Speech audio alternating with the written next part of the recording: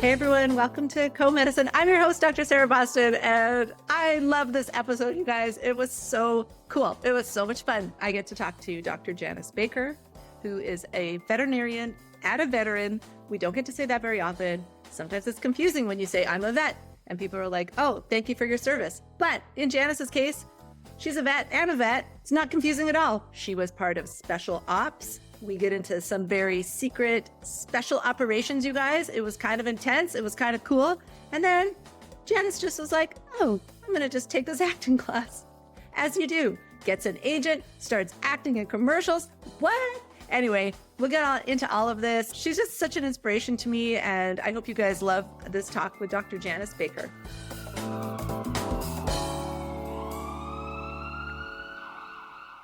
Welcome to Co-Medicine, Dr. Janice Baker. Hi, thanks. You can call me Janice. All right, awesome. Thanks so much for having me. Awesome. You can call me Sarah. So it is great to have you. I have followed you on social media, and I feel like a lot of affinity towards you because we're both veterinarians, both now. I know you are an actor. I'm a comedian. But both kind of following a more creative path, I guess I would say. So you're perfect for Co-Medicine. It's great to have you here. I always like to start with everyone's kind of origin story or their medical side. And I know you have done a lot, but just as much as you want, if you can tell us about your career as a veterinarian and a veteran. Sure, yeah. I went to veterinary school in my 30s. I kind of worked as a horse trainer, gave riding lessons, things like that. I worked on the racetrack. And then I just slowly went to school, went to junior college and finally got into university, eventually got into veterinary school. And I was going to be the bestest equine vet ever, go to work on the racetrack, do something like that. And then got into school, did an internship, came out to North Carolina for my internship in equine. And at the end of that year, decided I didn't ever want to work on horses again and joined the Army. So I joined the Army, and that was 2000. And I went to my first duty station because I was experienced in horses, was at Fort Myer, Arlington Cemetery, where they have the ceremonial horses. And that was right before 9/11, Right. And we were stationed adjacent to the Pentagon. Wow. So after all that happened, everything became dogs, the security dogs. And so I got fascinated by working dogs and I spent about 10 years on active duty in the Army, and I became board certified in Veterinary Preventive Medicine, which is kind of an Army thing. Most of us in the Army do that. Because of a bunch of things that happened there at the Pentagon and at Fort Myer, I got my choice of assignments after that. It's sort of like a reward sort of thing. And I said I wanted to go to special operations. So at the time, women could be in special operations as in support roles and like a veterinarian, for example, medical roles. And I said I wanted to go there. And the only spot that was open at the time was at a schoolhouse at a training center for Green Berets. So I went there as an instructor for 3 years. And then from there, I was picked up to a kind of like an elite special operations unit as their veterinarian, taking care of the dogs, and then got out for a few years. There was the Navy SEALs wanted a veterinarian. Wow. They never had a veterinarian. And the Army veterinarians supplied veterinary support to the entire military, whether it's Air Force, Navy, whatever. So rather than putting somebody else through the selection for special operations, it was easier to mobilize me out of the reserves to go back to the Navy SEALs for a couple years. And really exciting time. They were doing some really interesting stuff at the time. There was this guy that they wanted to go get that they've been chasing for years, and they got him. That was our dog. It was a really exciting time to be there. So, but after that, I got out and I went into the reserves again, but I got off of active duty, and that had been my entire identity. I mean, kind of, sometimes we were undercover. Sometimes my identity is the fact that I get to sneak around and pretend to be somebody else. That's a lot of fun. And so when I got out of the Army, I had no idea what to do with myself. I went to a government job for a little while and didn't really like that, and finally resigned. And I owned this house here in North Carolina, and my renter was getting ready to leave. So I thought, I'm just going to go back to North Carolina, and I guess I can go to work in the ER. I'd moonlighted there for years. I'd go to work as an ER doc. I don't know. And I was at a friend's house that lived here. The first night I came back, she invited me over for dinner. And while we were there, she got a call from the FBI. That's part of her job. She is a veterinary technician, and she worked with another elite special operations group. She got a call from the FBI hostage rescue team. They were going to go on this mission, and they wanted to take a veterinarian because they were going to have dogs there, and they couldn't really go tell the local veterinarians that they'd be there. Right. Okay, fair. Yeah, So- that makes sense. So they said, do you know anybody that has like tactical experience? And she said, do you know Janice Baker? And they did. I knew them. Yeah. And from my old experience. And she handed the phone over the table to me. And the next thing I knew, I was on a plane with them going off on this thing. And I told them, well, I'll do it for free. Just pay my expenses. This is really exciting. And they're like, no, we don't work that way. We have to pay you. And after that, I was like, you mean I can make a living doing this? I can be a consultant, basically. That's what everybody does when they get out of the military. Yes. I go back as a consultant. Right. And so between her, that tech that I was with, and another veterinary technician I worked with in the Navy, we started a company. We started a consulting company. And then we consult with law enforcement, military, and I have a degree in forensics as well, a master's.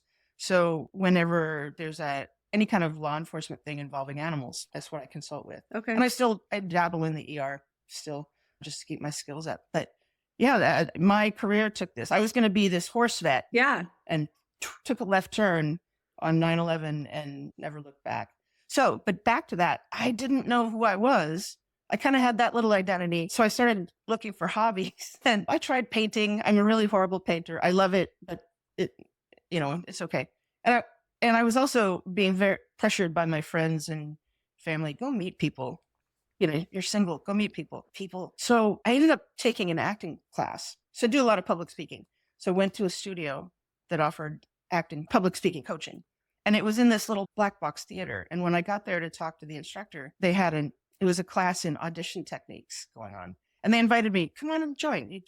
All you got to do, get up on the stage and you do your slate. Hi, I'm Janice Baker. I'm 5'3", whatever. And I did that and everybody clapped and there was the lights and the stage. And by the end of the night, I was like, this is it. Amazing. This is what I want to do. Yeah. Within 6 months, I had an agent. I was doing commercials. It was crazy. So another, left turn. Yeah. I love it. Yeah. So that's what got me here. Okay. So, I have so many questions. I love this actually because I'm a veterinarian and a specialist, and I think I know like a lot about the profession, but there's things that you do that I actually don't know much about, which I love, because when you take me out of my, referral hospital setting, a small animal. So I am embarrassed to admit this, but I don't know what it means to be board certified in veterinary preventive medicine. I can think I can make it up, but can you just tell everybody or tell me what that is exactly? Sure. There's 5 specialty areas within preventive medicine. And so, I hope I get them all right. I always miss one. There's infectious disease or infectious disease control, toxicology and environmental medicine, food safety and security, public health administration and education, which is a lot of policy and disaster medicine and things like that. And oh God, there's one other. They're going to kick me out of No, they won't take it away from you. I was thinking like parasitology or epidemiology or epidemiology. Okay. Thanks. Okay. Yeah, and biostatistics. Right.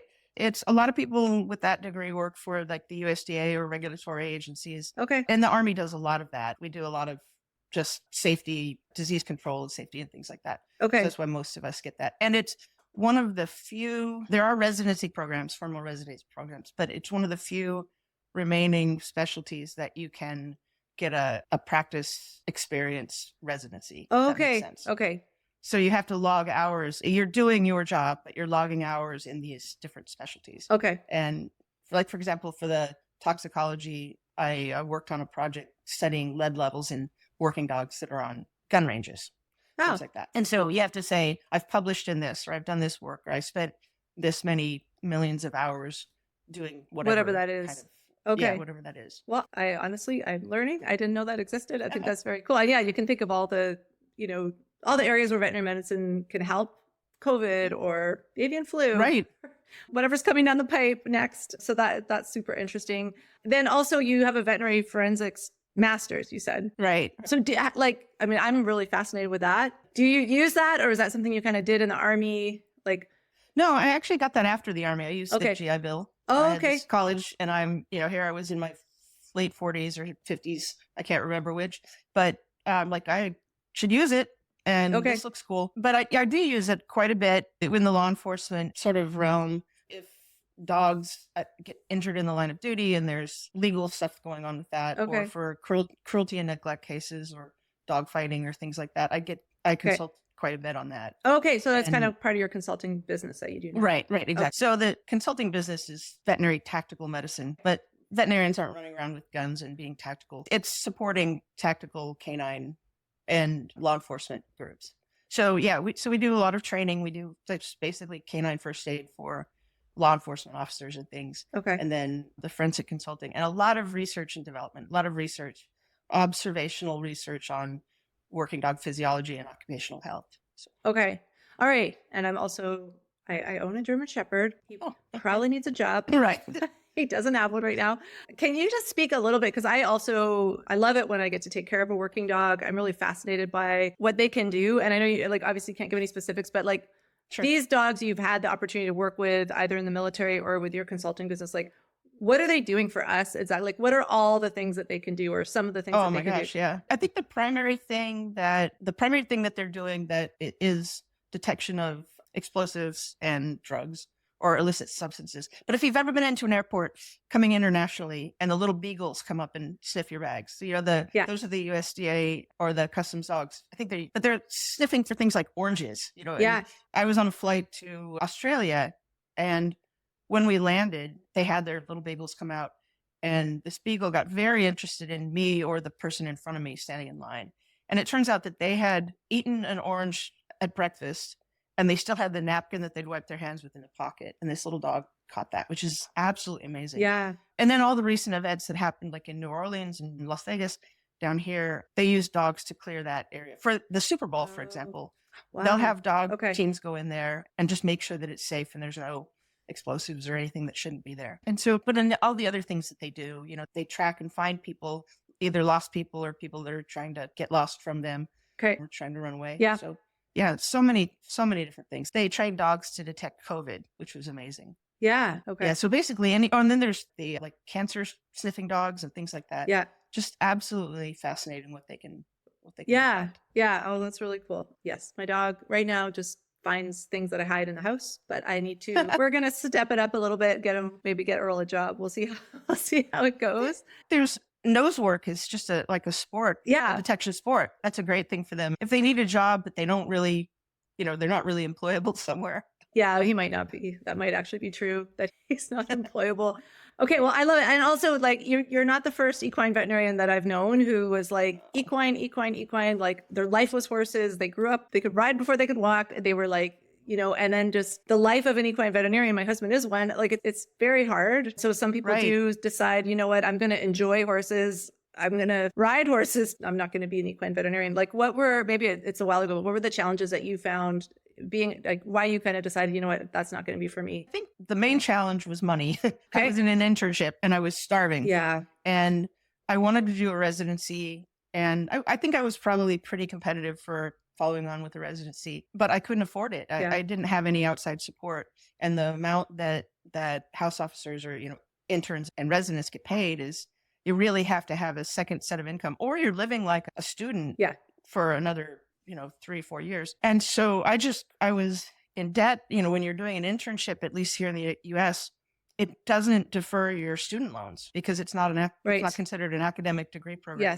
Yes. So I'm making, at the time, this was long time ago, but I was making $1,200 a month, $1,100 a month. Yeah. Which should probably be about $3,000 now. And my rent was almost $1,000. Right. And what am I going to do? So I was living off of credit cards and getting loans and going in debt, worse in debt than I was in school. And so that was the big driving factor. It wasn't so much the horses. It was, I need to find a job that will pay me. And I had always been interested in serving in the military. I'd gone to a recruiter once for the Air Force Reserve. And then I got in a car wreck and broke my ribs.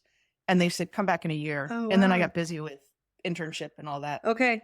So that was the primary thing is just, I need to go get a job. But there was another veterinarian at my internship. He was a surgical resident that was in the Army. And the Army will send you, after a few years in the Army, they'll send you to a residency and you make Army wages while you're there. Yes. He suggested that. And I thought, that's great. And then I was still horse bound, I guess I should say. I was interested in doing an equine internal medicine residency. And then I got into the Army, 9/11 happened. I got really into dogs.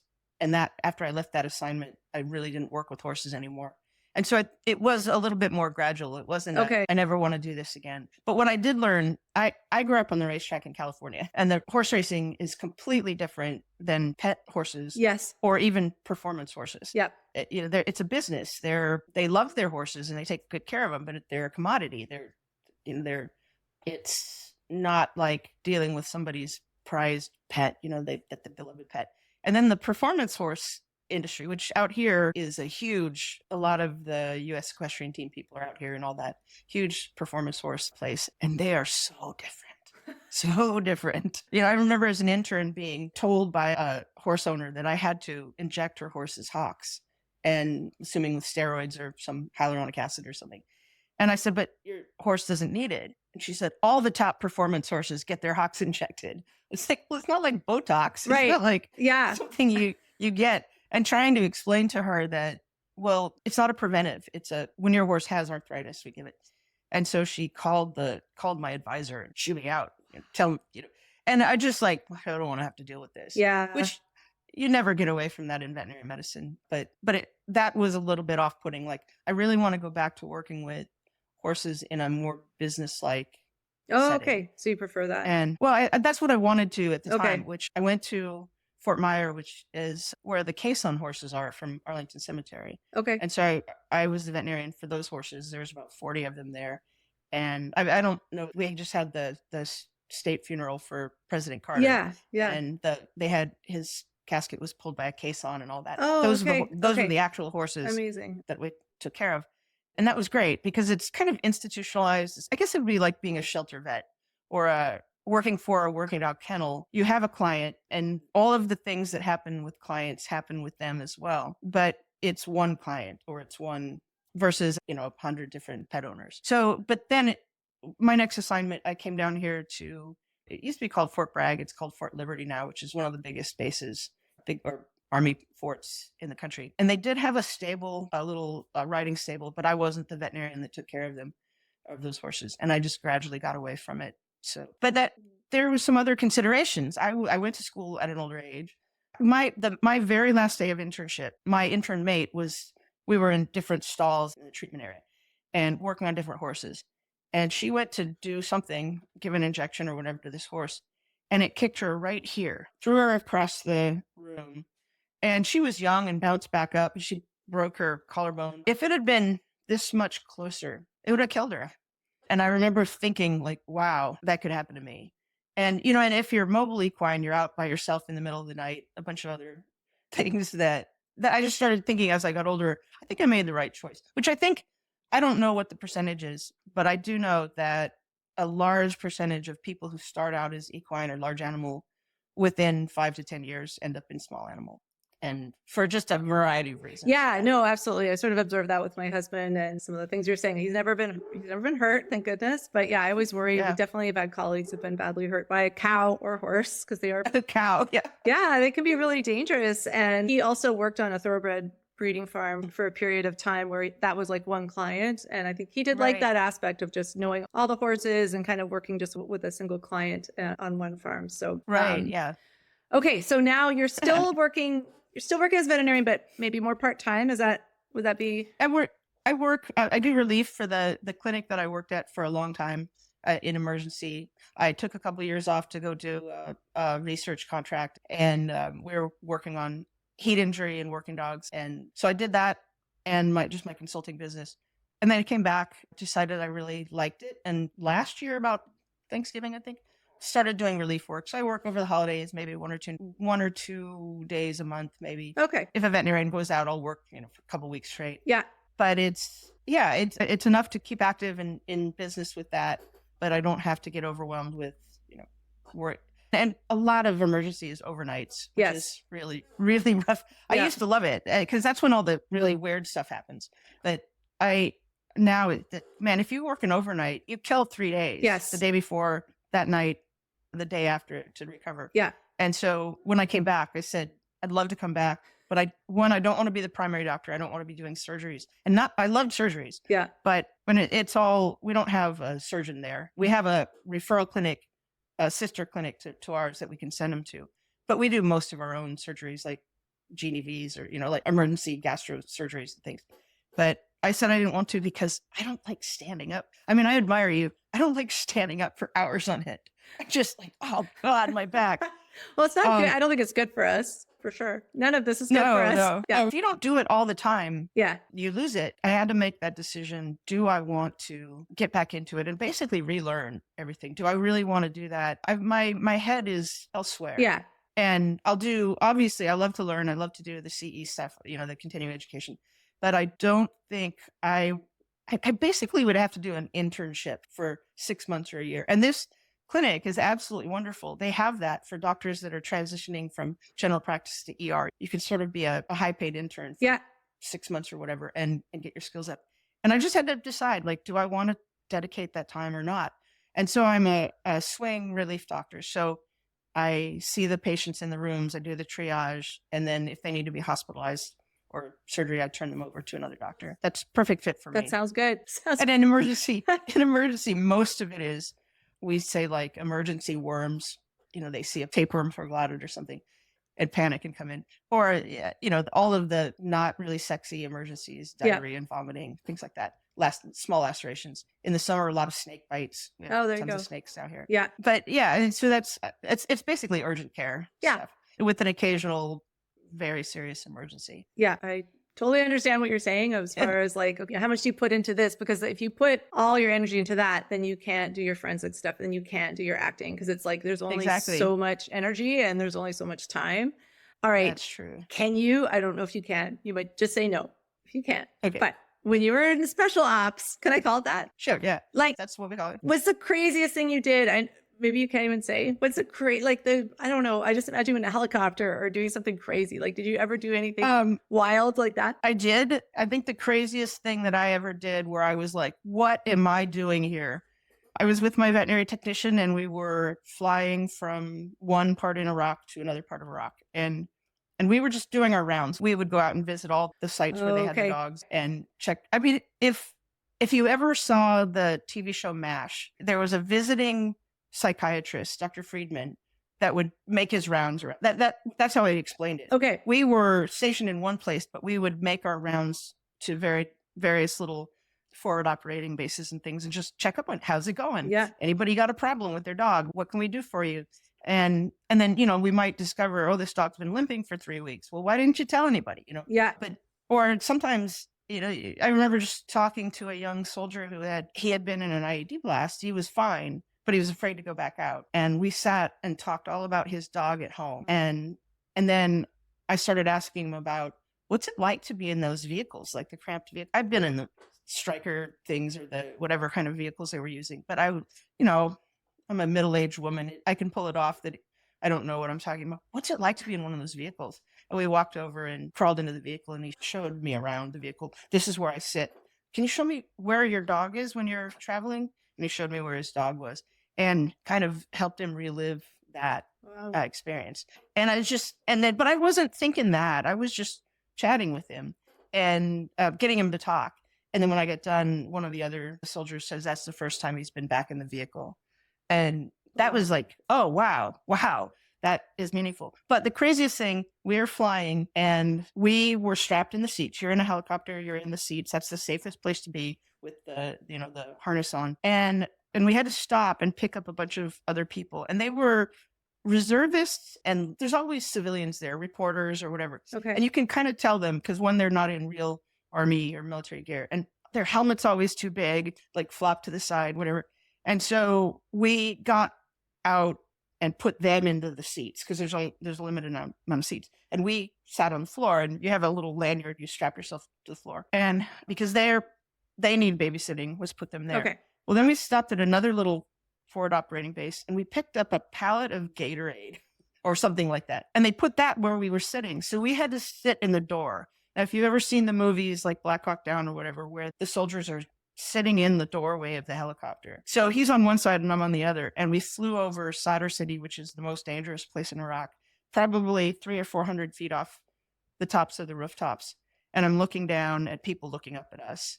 And I'm thinking, I am a veterinarian. Yeah. And now I'm sitting in the door and they told us, the crew chief told us to have our weapons aimed at the ground. So if you see people firing, fire back. And then of course they have a big gun on the helicopter. And I'm okay, I'll do this. And I'm strapped into the ground. I'm not going to fall out, but there's a netting right here between us and the crew.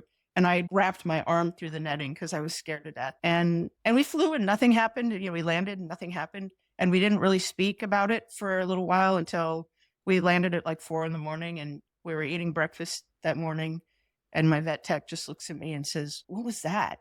Yeah. Like what? And it said, "We're soldiers first and veterinarians second." And that was just, nothing bad happened. Everything was fine. But it was, the veterinarians, if the veterinarian is shooting or on the radio, everything has gone south. Right. Everything's gone bad. That wasn't the plan that the veterinarian will be involved. That wasn't the plan. Yeah. Okay. But when you come across, there's a bunch of civilians that are out here and we have to transport them somewhere and they know even less than you become the soldier taking care of these civilians. And now we have to get some Gatorade somewhere because that's important. And so now I'm secondary to the Gatorade and going to sit in the door. And that was one of the things that I saw, I told a few people about that. And when we were flying later, my technicians or my subordinate veterinarians would be like, "I want to fly in the door. I want to sit in the window or the door." It's like, no, don't go chasing adventure. Yeah. It's enough to be in Iraq during a war. Right. I think that's good enough. Yeah. Yeah. That's enough adventure, I think. So, and then there was, there were some missions and things that I was involved with, I can't really talk about, but okay. Some like hostage rescue things. And when I say I'm involved, I'm in the base, listening to the radio or watching whatever I can watching the mission from afar. I'm not usually out there, but some things that for about a 2 or 3 year period of my life, if it was on the news, I was involved. That basically, or I knew about it. And that was just a crazy thing. It's like, oh yeah, that was us. Oh yeah, that was us. But I'm so, as a veterinarian, I'm so far removed from the action. Yeah. Okay. But just knowing it or knowing the people or, like it was Cairo, the dog that got bin Laden. It was the dog I took care of. And, at first everything was secret. And then the dog handler wrote a book about it. So, so we can talk about it. Because when you said that earlier, and I was going to make a joke and say, was it bin Laden? But it was. It was bin Laden. So, it was bin Laden. So the dog you helped to take care of is the dog. And did the dog take out bin Laden? Like, I don't even know this. No. But he was involved he was on the mission. Yeah, he was on the mission. Just like the detection work and all of that. Those dogs are trained to do some pretty amazing stuff. But mainly for security, for explosive detection and things like that. So yeah, the dog was on the mission. Okay. But I'm going to stop there. Okay. I would just love to rewrite history and be like, it wasn't Obama. It was a dog. No disrespect. No disrespect. I would love to be able to say that. Wouldn't that be so cool? Anyway. And the one thing about that though is this is how protected that was. I didn't know where the dog was going. Oh. My vet tech told me one morning, "Hey, we got to write a health certificate for Cairo. He's got to go somewhere." And I was like, "Where's he going?" And Libya was a big deal and Syria was a big deal. So he's like, all they told me was Middle East.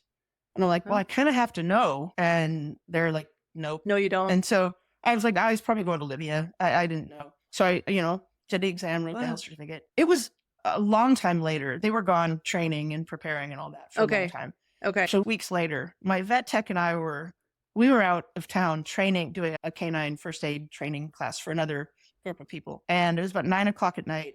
And I got a text from a friend of mine who's an Army veterinarian, said, "Have you seen the news?" Like, "No, what?"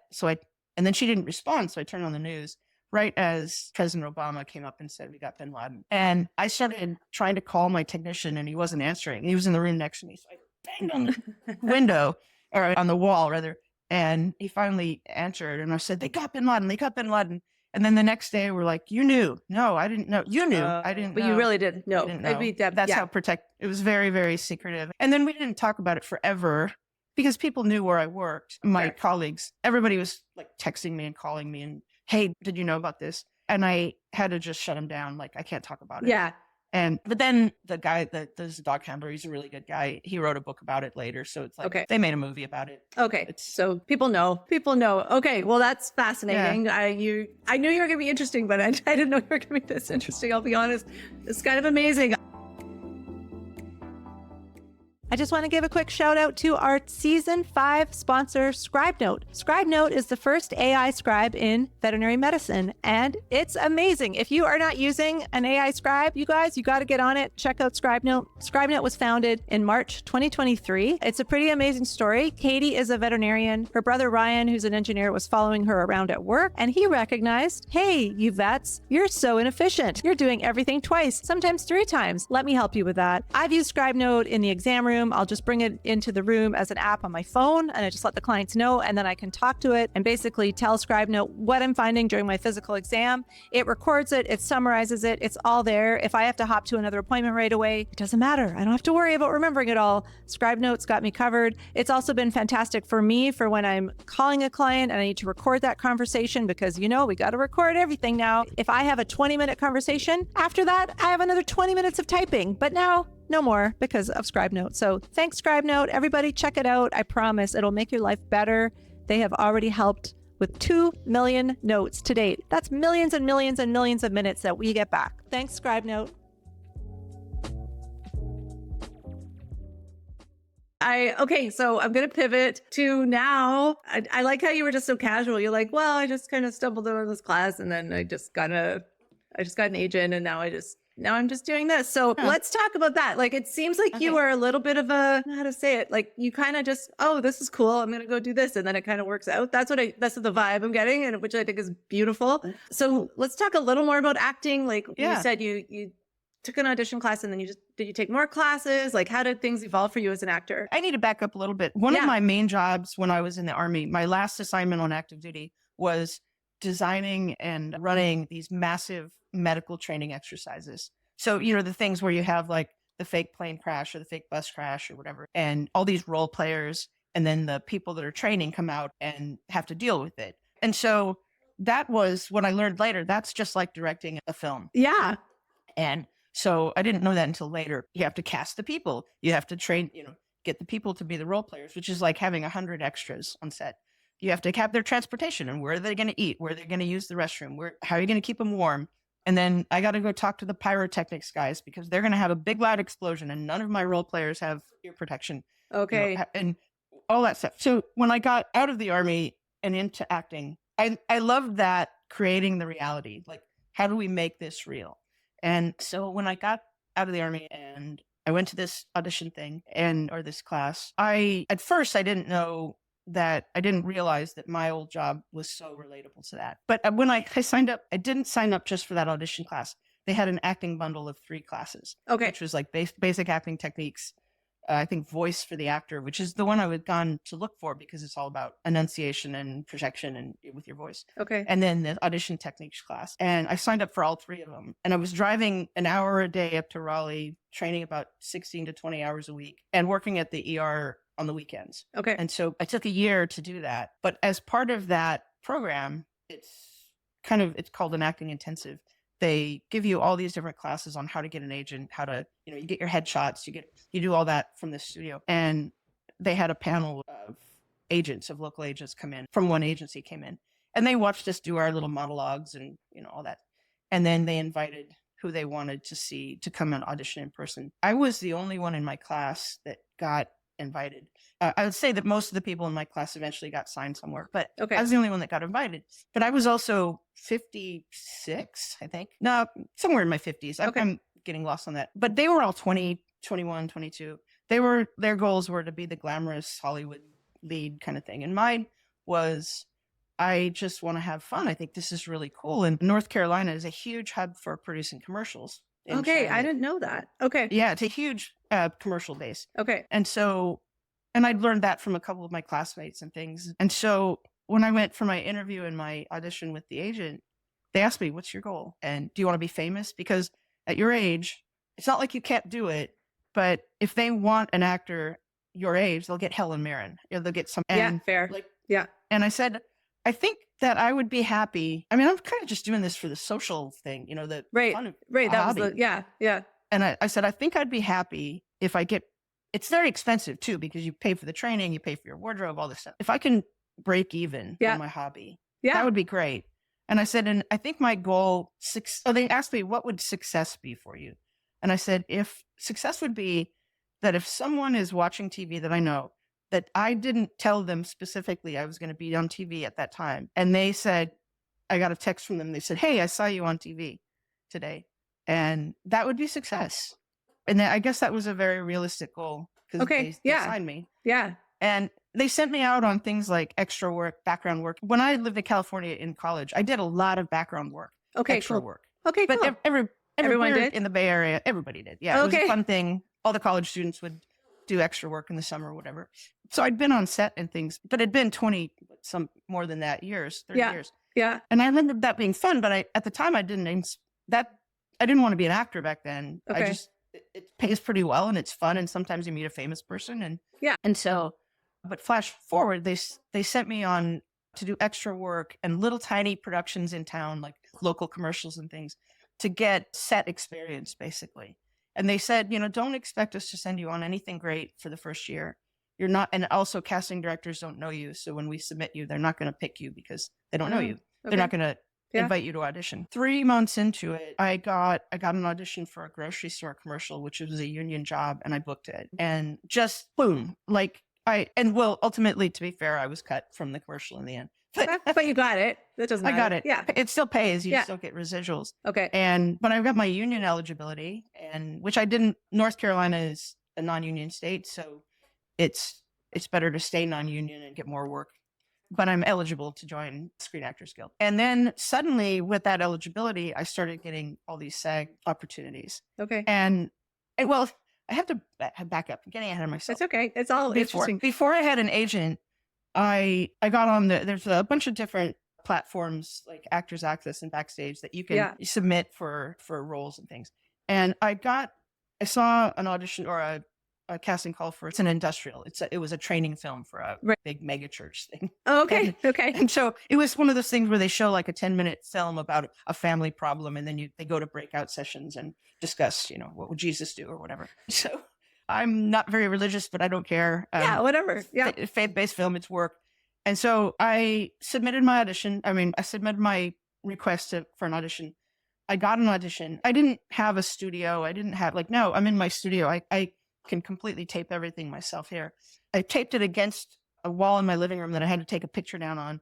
I took every mobile light in my house and took the lampshade off of it to have enough light. And then my assistant at work was my reader, the person that reads the other lines. She didn't know what she was doing, and I didn't know what to tell her because I'd never done it before. This very first thing I ever auditioned for, and I booked it. And so I thought, that's how it works. Oh, yeah.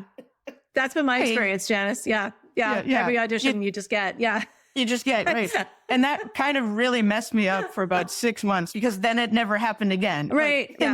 But what happened on that set was it was a very professionally produced set. Big cameras, dolly tracks everywhere, lots of cast. And I just had one little scene I was the mom in a dinner scene, and I had like adult children and things. And it was a really well done film or piece about, we're realizing that Grandpa, my father-in-law, has dementia, and we're at dinner and he's repeating himself and some things like that. And we're all kind of awkward about it. But we start out, I had the opening line of that scene and I said, "So Matt, how's calculus going?" And apparently my son's in college or whatever. And that started out. So, and of course they film me saying it, and then they move all the cameras and they film him reacting to it. And so there was a camera on me right across the table. It's a huge camera. There's tons of people. There's this microphone with the fuzzy thing hanging down, the boom right above my head. And there's I love this part of it. There's a call and answer thing that starts the action. It's like sound speeding, camera rolling, background action, or marker in, whatever. And they bring a board. Oh, I got. You have one? Oh, yeah. Beautiful. Beautiful. It's hanging on the end of my desk. So yeah, and I'd seen that. And that thing is so iconic for film and television. That's just the most iconic thing. Everybody knows, action. That's not quite how it works. But the director said, they did that sound speeding, camera rolling, marker in. And this guy, the assistant camera, puts the marker right here. Oops. He puts the marker right here in my, like he's going to chop my nose off with it. And I lost it. I was just like, I'm really doing this. I'm making a movie. I'm making a movie. Yeah. And then he's whatever it was, scene 2, take 1, click. And for a split second, I forgot my line. I didn't know where I was. I had a big smile on my face, and I had to just like, get yourself together, Janice, and say, so Matt, how's calculus? And then we did that like 5 times, and then they moved the cameras. That was hooked. Like, oh my God, they did the thing right in front of me. And then I didn't do any work for 6 months. But in that time, I got an agent and started booking some things. Not, I've never done anything huge. I've been in some films. I've been the body in crime shows multiple times. I've been murdered many times on television. I've been murdered on television. And those are very entry-level jobs. Like, I don't know if you're a true crime fan at all, but there's all these true crime reenactment shows where it's really like the detectives and the family members and things talking about what happened. But then they have these actors reenact the scene.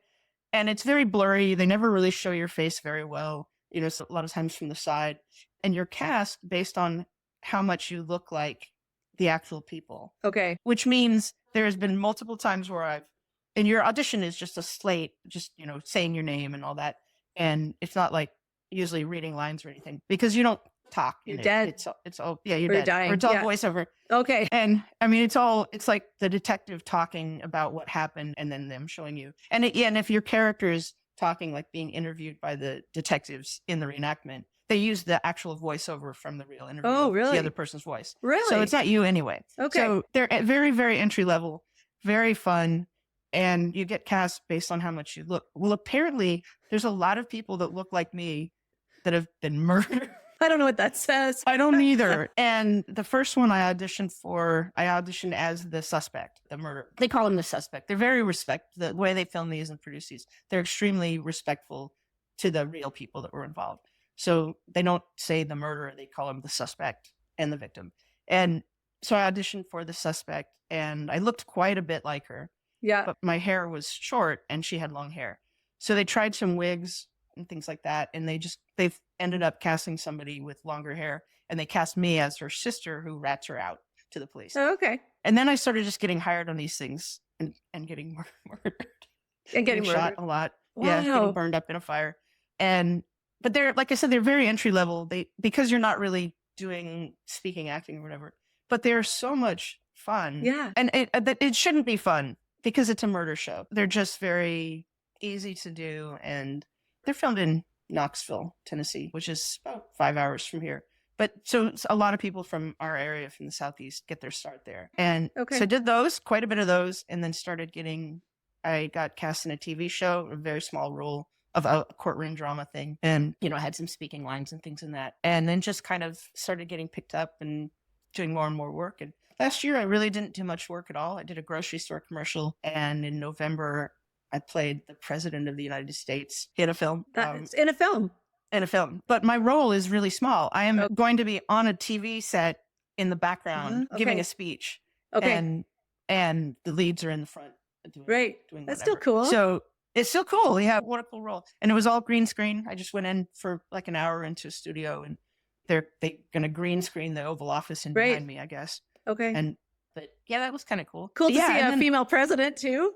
Right. It's a fantasy film, obviously. Yeah, you're right. Right. When they cast me, the director, I'd worked for him before, and this is the best kind of casting. I literally got a Facebook Messenger message. Hey, I've got this role you might want to play. Like, no audition, no. Amazing. And like, what is it? Tell me. And he said, it's the President of the United States. He said, it's a really small role. It's kind of a cool role. And that was the best kind of casting because they just remember you. And so when we were prepping for it and I was chatting with them, I said, what kind of look are you going for? Are you going to, so something to caveat too is when you're at my level of actor, which is pretty low level or pretty entry level, they call it developmental talent. You often have, and you're a day player, meaning you're going to be on the set for a day or less. Okay. You're a really small role. You often have to provide your own wardrobe, and they're just not going to put out that expense unless it's some kind of period piece or, historical. And so I said, what kind of look are you going for? The president? Are you going for like a Hillary Clinton look, which I've actually played a body double in a training video. I played Hillary Clinton. Okay. Yeah, I can see that. Or are you looking for like kind of like the cool Harris look, the sleek? Right. And he said, well, I'll let you choose. And so I'm like, okay, I'm going to do the Clinton look and because that's more what I look like. And a couple of weeks before, on Halloween, I'd gone to this Halloween party as the Queen of England, and I had this pink or rose-colored dress, like sleeve dress, with this collarless jacket, and I put sewn a bunch of blingy buttons and things like that on it, and it was a really fun costume. And so I took all that bling stuff off of it, and I brought that, and I brought a black, sort of like a Kamala Harris suit, and then a gray striped suit, and brought them, and you show them to wardrobe. This pink suit is hideous. It's like bright. I'd never wear it for anything else. I mean, it's very pretty, but I would never wear it. It's not my style. And so I hang up my wardrobe, and the wardrobe, they're whatever, looking at it. The director comes in and says, "That one," and points to the pink suit. Nice. And so in the end, it was the suit that Hillary Clinton was wearing at her Medal of Freedom ceremony the other day. So I think we nailed it. Amazing. It was the same style. Same style. That's really same cool. style. I'm sure hers is more expensive than mine. It was kind of fun. It was like, how do I be presidential? That character has, even though it's a very, very small role, most of the way I'll appear is photos, because apparently I'm missing. Oh my God. And what always happens to you? Yeah, right. I'm missing. And that news, there's several scenes where news reporters talk about me being missing, and they use this photo of me in the pink suit in the Oval Office. It's up in the news thing. Yeah. And then I only have one scene in the end where I give a little speech, and when I'm rescued and I'm okay, and I give a little speech, I've turned different. I'm very dark. And then they had me in the black suit. I have this very different personality. So I was smiling, and I'm happy I'm the president. Yeah. First female president. And in the end, I have this kind of like a weird look in my face. So it was kind of a fun character. So it still had a bit of arc, even if it's like a tiny role. It still had. Oh, yeah. Yeah. Which was my favorite, aside from being the body, that just pays the bills. Yeah. Okay. My favorite is quirky characters like comedy, crazy cat ladies, nosy neighbors, things like that. Lots of physical comedy and all that. And so that was completely different from what I normally do. Awesome. Okay. You know what? You just gave us a good cue. We're going to go to the clips. Boom! Let me know when you've had enough.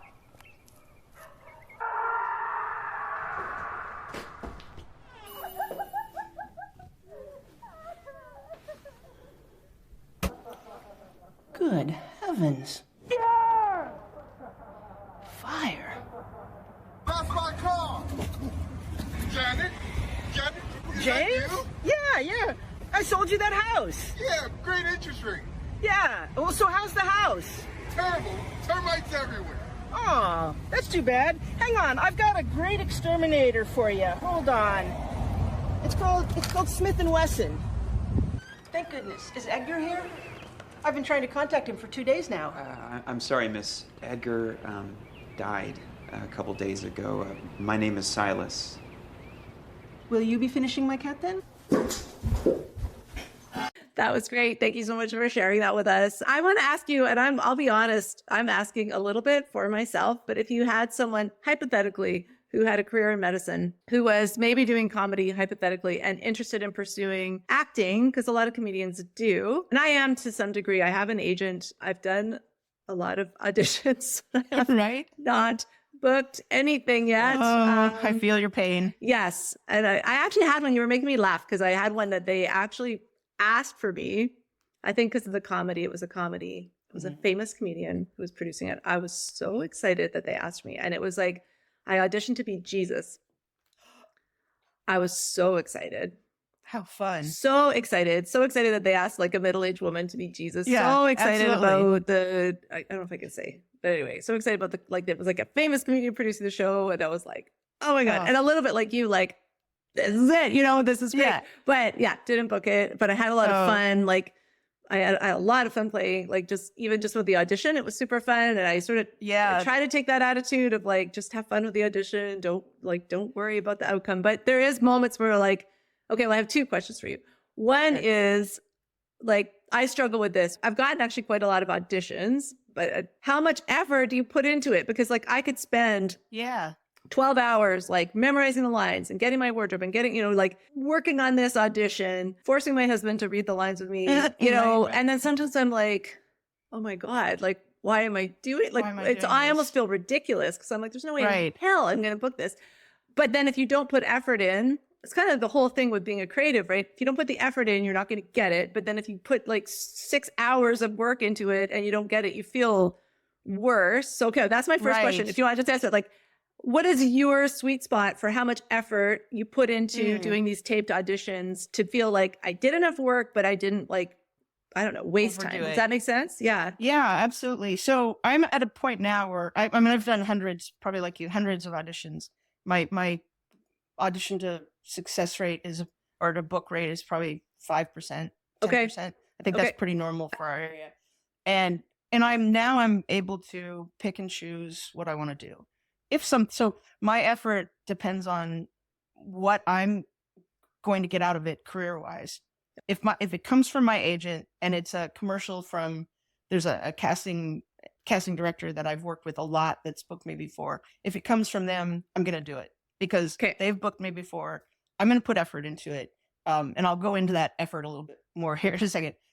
If it's an independent film or it's a non-union film, which we get a lot of those in Wilmington and in North Carolina, I'll put some good effort into it. There was recently a film with Channing Tatum that was filmed in our area, and I auditioned several times for that. Okay. And that's a good sign. I auditioned for one role and then I get another audition. It means the casting director is still interested in you. Yeah. But there's probably 2,000 other people. I mean, like, obviously you and I would get the same auditions. Yes.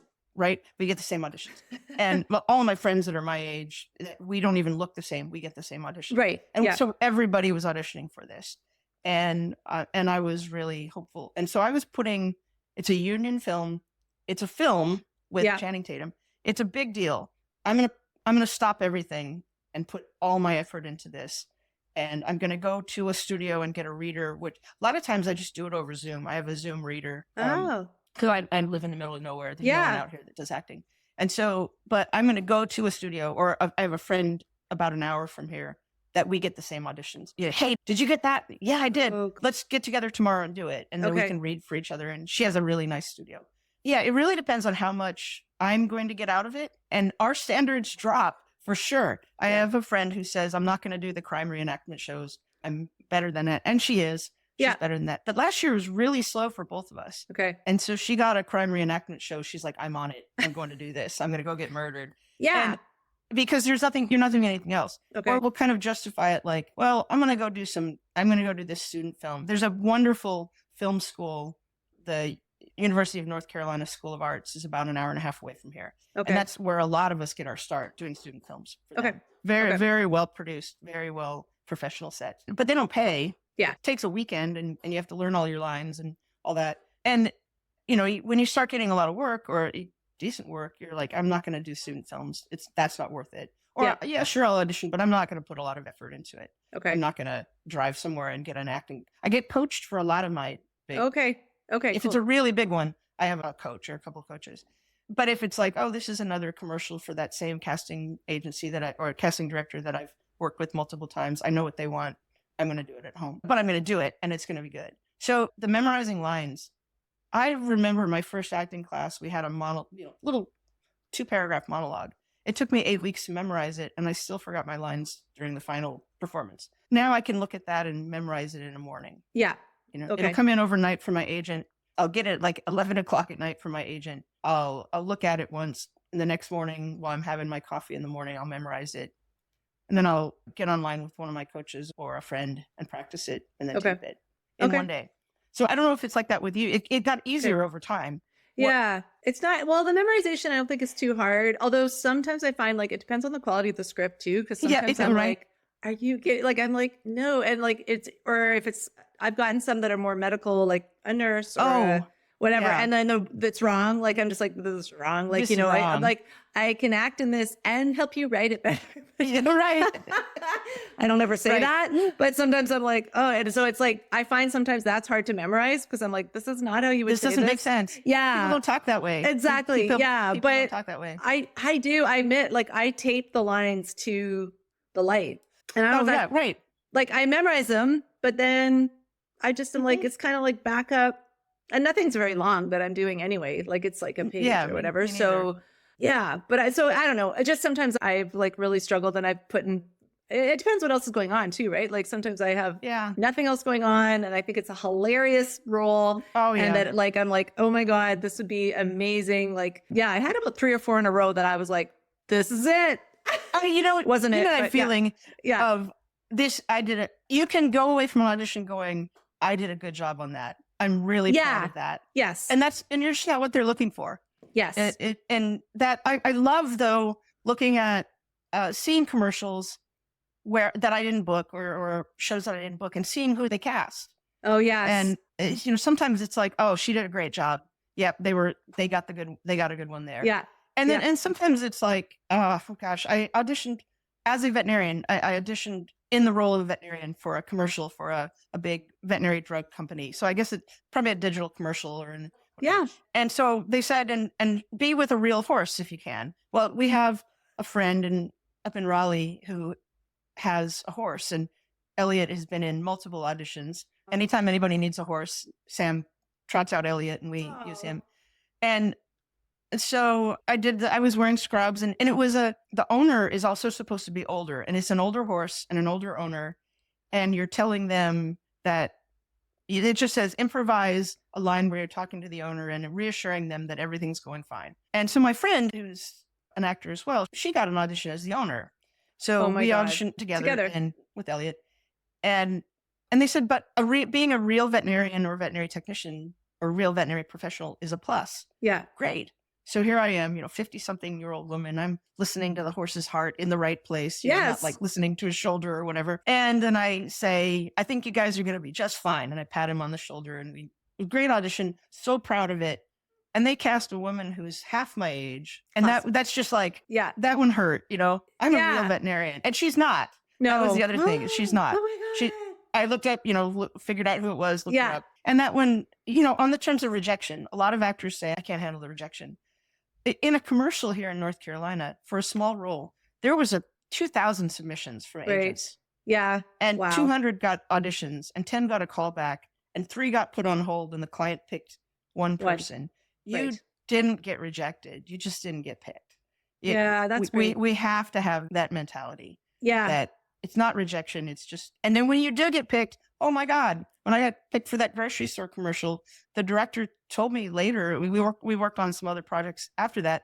He told me, actually he did a Zoom webinar for our studio, the studio I was training, and about casting and direction, which is great. He had the paperwork from when I got cast, and he said, this is how many people, this is what it comes to me looking like, all these little headshots. And he gave the numbers, 2,000 submissions, 200 auditions, 10 callbacks, 3 people on hold, and 1 person gets chosen. Everything that has to fall into the right place for you to be the one. So just do the best you can. And have you ever gotten the ones where it's like, young mom? I'm not a young mom, and I emailed my agent saying, are you sure you want me to do this? And she said, never turn it down. Let the casting director turn you down. Okay. If you don't think you're right for the part, and this is something that you're just, I know I won't, I know I don't fit this part, or I'm not going to do political ads, things like that. Right. But she said, never turn it down. Just do it and let them decide, because they might decide that you're not young mom. There might be another part for you. Yeah. That's or they might change the role completely. Right. Because they like you. Yeah. They like you. Yeah. Just do it. And that's been what I've kind of gone for. Just like, I'm going to do the best I can. And some of them, like the one that you talked about with the Jesus, there's been some that struck me like that. Like, oh my gosh, I love this part. I love this opportunity. And those, I stop everything for that. Okay. Yeah. I'm going to do that. Yeah. No, I understand that. That's great. Well, I mean, I think you have a great attitude, because you're also, I find this in the comedy world, and I've always said this about stand-up comedy, which is sort of my primary creative outlet, is like, I just have to be having fun. Like, that's why I do it. And so I have nights where I don't have fun. The last few shows I've done have been so much fun. I just was on, and awesome. the pay in stand-up comedy is not Very good. So not to say I don't care, because it's nice to get paid to do comedy, but it's really like, did I have a fun night? Did I meet some cool people? Right. You know, and like the last show I did was Graham Kay, who's a pretty famous comedian. He's from Ottawa. Oh, wow. And I got to open for him, and it was just, that's great. It was joyful, you know, and I'm like that. So yeah, like if you're on set and it's like, this is cool being on set. And I did a student film and they did that whole countdown thing. And I was like, Yeah. fun. Like I just was like, yay.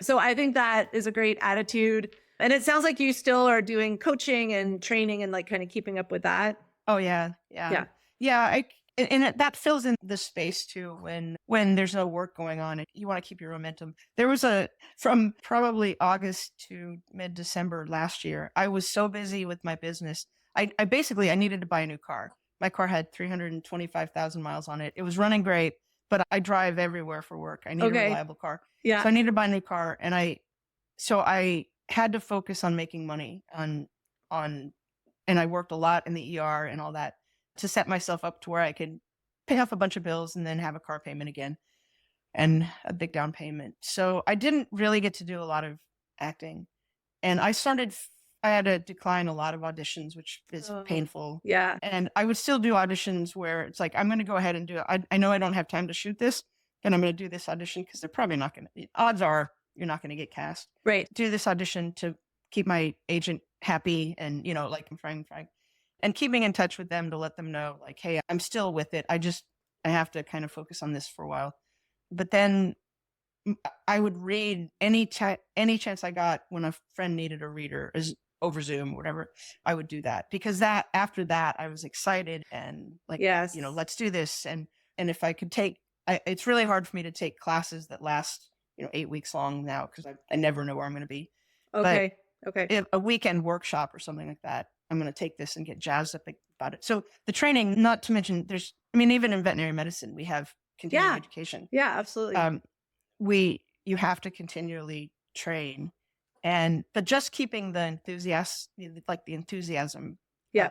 And I have a great group of friends that are about my age that we're very supportive of each other. So if one of us gets cast, and we'll all audition for the same thing, one of us gets cast, we try to sort of celebrate that. Like I'm gonna get some energy from whoever got cast on whatever. Yeah. And my friend that got cast in the true crime thing recently and got murdered was sending me sneaking photos on set that you're not supposed to take, but sneaking little photos of her like with a bullet hole in her head. And that was just getting me so jazzed up and excited about it again. Like I can't wait to be back on set and do this again.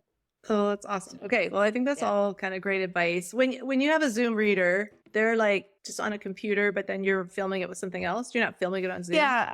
I have a laptop and then I have my big Mission Control Center Mac that I'm using right now.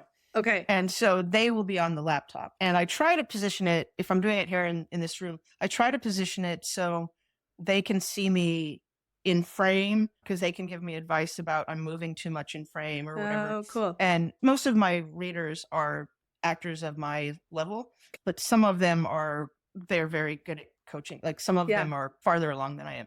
And so they'll give me advice about like, you went out of eye line. You know all about eye line, I'm sure. Like you're not looking at the camera, you're looking a quarter away from the camera, but you look down too long. You were fixing dinner and we need to see your eyes. And so I try to position the laptop where they can see me in frame. Yeah. And then my big Mac computer is it's not what's filming me, but I can see myself on that. And then I don't know if you can see it. My tripod. I film I do self tapes with a phone, with an iPhone. Yeah.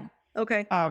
It does give better quality with a real camera, but the trick with the iPhone has apparently, I just learned this, a 24 millimeter lens, and a portrait camera or the best camera for filming a self tape is a 50 milliliter lens. Okay. Am I saying that right? 50, not milliliter. That's millimeter. Millimeter. Yeah. 50 millimeter. Okay. My vet work creeping in there. And so if you get too close to an iPhone, you fisheye out. Oh, okay. And it makes my chin look really big, and it doesn't look normal frame. So when they ask we want a close up, I actually film it in medium shot and then I crop it to a close up because that keeps that fisheye. Interesting. Thing. Okay. So, but I've used that to my advantage. I know that it fisheyes, and one of my clips is the nosy neighbor thing where I'm looking out a window and spying on my neighbors and things. And, that clip. When I auditioned for it, the audition instructions were very vague. Improvise a scene where you hear something suspicious coming from the neighbors and you call the authorities. That's all it said. And so I purposely, see if I can do it with my camera here. I got up into my camera to fisheye out, to look like I'm peeping through a hole or something. Yeah. And I didn't say a word, except in the end, I had a prop phone and I just said, police? I'd like to report something suspicious. And then I looked back in the camera and I booked it. Awesome. And they said that was what caught their attention. And so, yeah, it's like, as you probably know, you don't want to do gimmicks. You don't want to have too many props, but it worked that time. I'll usually have a reader. And that one, there was no other dialogue, so I didn't need a reader. That one in particular was one I had a lot of fun with because two of my friends were auditioning for it as well. And then, of course, we shared this is what I did, this is what I did. We did it completely differently. And then I was lucky to be the one that booked it. Yeah. Well, lucky you just had what they were looking for. Yeah. They're like, that's it. Yeah, that's what we want. Well, it's awesome. This question doesn't apply. I have 2 more questions. I could talk to you for 3 hours, I think, but I'm not doing a Joe Rogan podcast.